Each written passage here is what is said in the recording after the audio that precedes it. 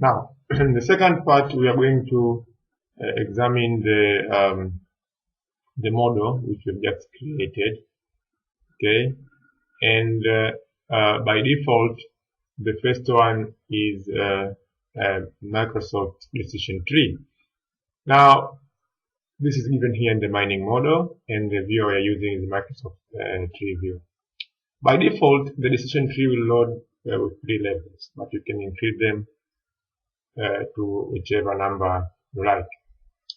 Now, if you put your mouse on top of all, you'll find that we have a total number of cases of more than 17,000, and almost 50-50 people purchased and did not purchase a bike.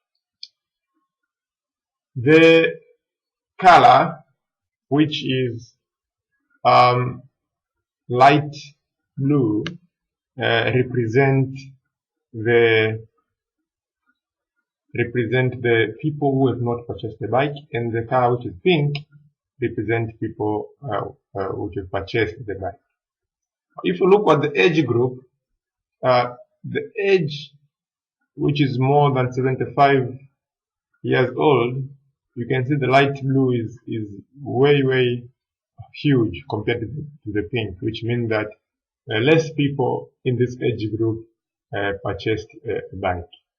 And if you look at the age between 40 and 47, you will find that most people in this age group did purchase a bike.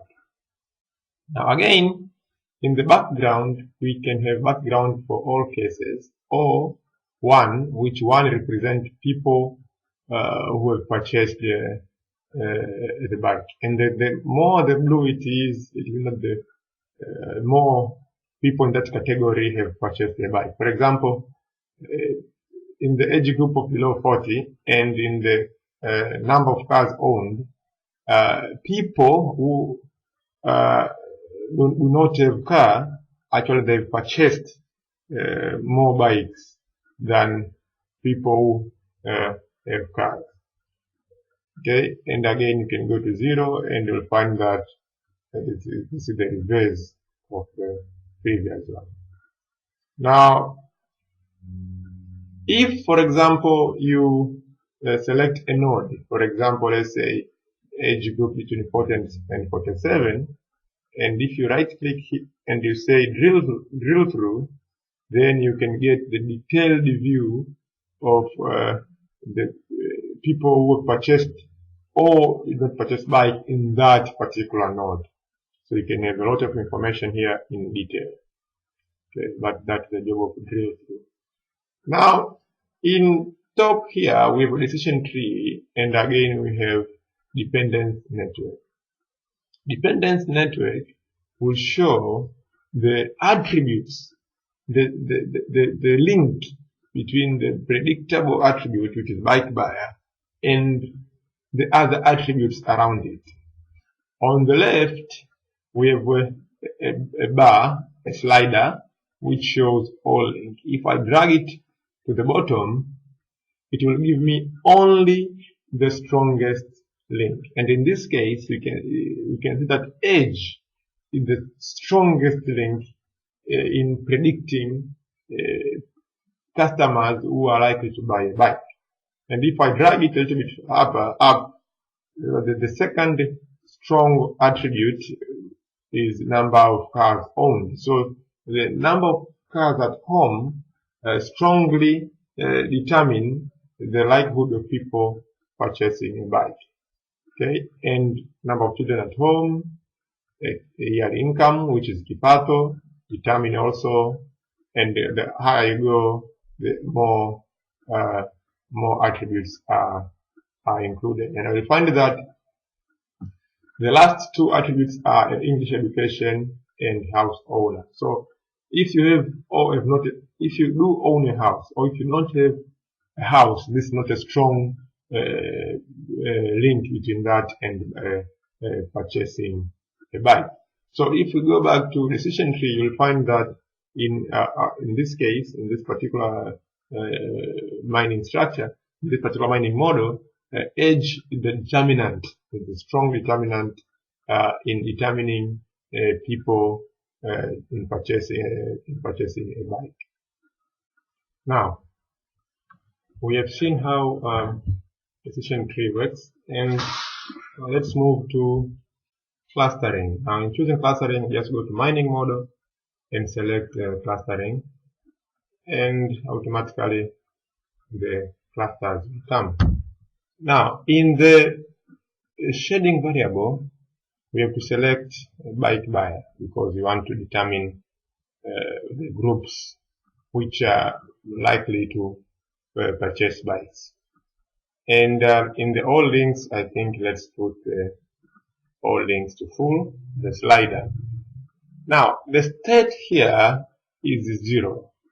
0 means that people or group of people who have not purchased the bike.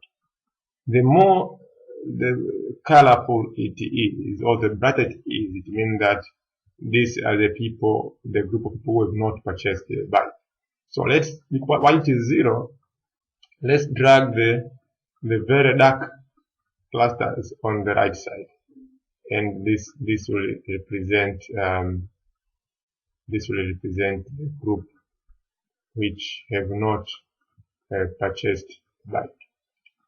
And the lighter side, let's move it to the left, and this will represent the clusters of people customers who did purchase the bike. So if we change here, we move from 0 to 1, automatically it means that now the brighter or the more colorful it is, the group of people who have purchased the bike. Now, if I look clearly, I think cluster number 10 is the brightest, I think. So I'm going to actually, even if I put my mouse on top of cluster number 10, 67% of people in this cluster have purchased the bike, compared to, for example, in cluster number 7, where only 34% did purchase the bike. So I'm going to rename this and call it bike buyer. It means people who have purchased a bike in very high numbers.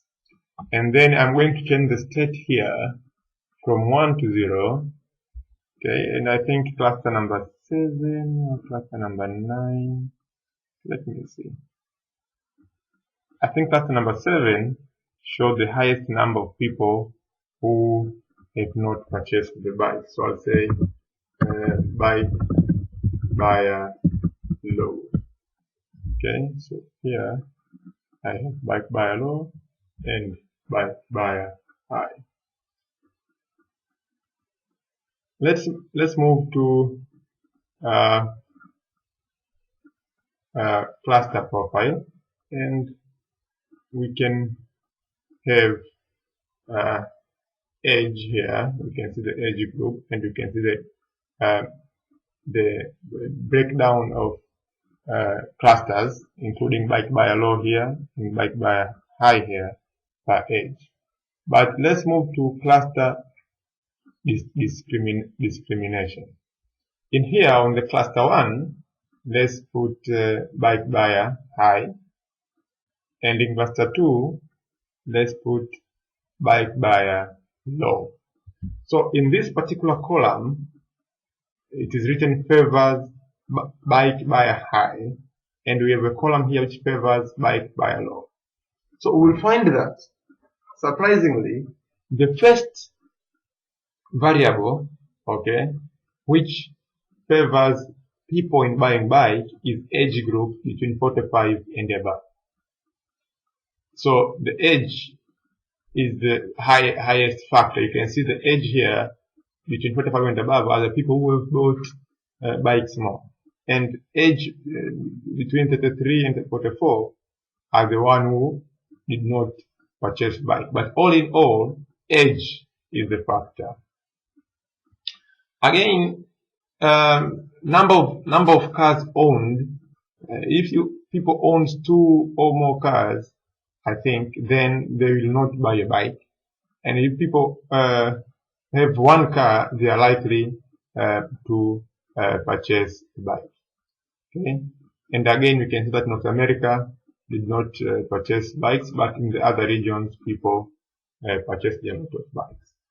And again, commute distance, if it is between 2 to 5 miles, then it favors it. It is a high factor in determining people purchasing a bike if the distance is between 2 to 5 miles. But if the commute distance is between 5 to 10 miles, then people in this particular distance did not buy a bike. So we can see that the distance is a factor in determining the likelihood of someone purchasing a bike. And now again, if we move to naive Bayes, okay, now we have to remember that in naive Bayes we do not have yearly income or age. Okay, they were removed early on during our model choice.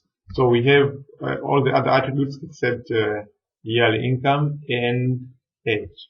Now, if I slide down this link, you'll find that if you use naive Bayes, the strongest attribute which the determinant factor for people in buying bike is the number of cars owned. Now, if you remember, in the decision tree, it was age. But because we don't have age here, then I think that's why number of cars owned became second. If we drag it up, commute distance is also a strong factor. How far you live from where you work. It is a determinant of buying a bike. Okay, English education, total number of children at home, and then the least important factor is marital status in this case, and English education. So if you are married or not married, it's not a very important factor in determining if one will buy or not buy a bike.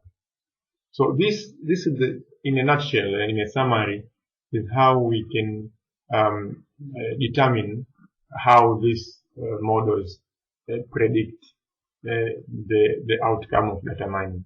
The next stage is we are going to compare these three mining models to find which one is the most correct and which one we are going to use for our prediction.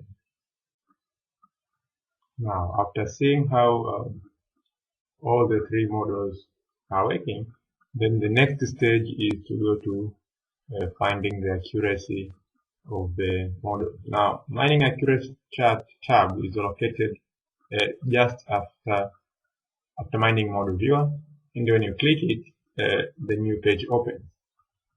On top we have input selection tab, live flipped chart, classification matrix, and cross validation. Now we will use input selection, and we will leave synchronize prediction columns and value checkbox checked. And below we are going to select in the select data set to be used for accuracy check. We will use mining structure test cases. Now, in the predict value, we want to predict 1. That is, we want to select only people who will purchase a bike. So in the predictable column, we have bike buyer, okay, and the value of 1. So it means that only those people who have purchased the bike will be tested. And we want to test all the three models, which are decision tree, clustering, and naive Bayes. So after selecting this, I'll click the lift chart to show the accuracy.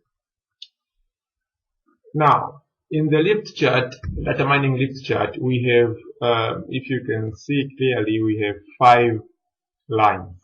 The bottom line is called random guess, and the top line is called ideal model. Now, anything in between, for example, the higher the line is, the higher the line, that this line is nearer to the ideal model. If, for example, let's assuming that this line here, which is random guess, represent pass mark. Okay, this is pass mark, and anything above the pass mark it has been passed. Okay, so anything above the pass mark is called a lift. Okay, so the line higher, the highest line, this is the line which has passed more, which is more marks than the others. And in this case, if you look at the random guess model, the next line is clustering. Okay, clustering followed by naive Bayes, and the top or the best line is decision tree. So we can say that decision tree in this case outperformed naive Bayes and clustering in terms of accuracy. So if you want to use a model, a data mining model in this case, to predict the likelihood of people buying bikes, then the best model to use is decision tree. Now, there are more things in testing for accuracy than what I've shown here, but because this is only a demo to give you an insight of how things work, I'm sure when you have time, then you can explore more and learn more about testing the accuracy of the mining structure and mining models. So this will be the end of video number 2, and in video number 3 now we will use the decision tree now, because now we are sure decision tree is better off in this case than naive Bayes and clustering in determining people who are future customers who are likely to purchase a bike. So thank you for watching video number 2, and I'm sure after watching video number 3 then you'll understand better how this works.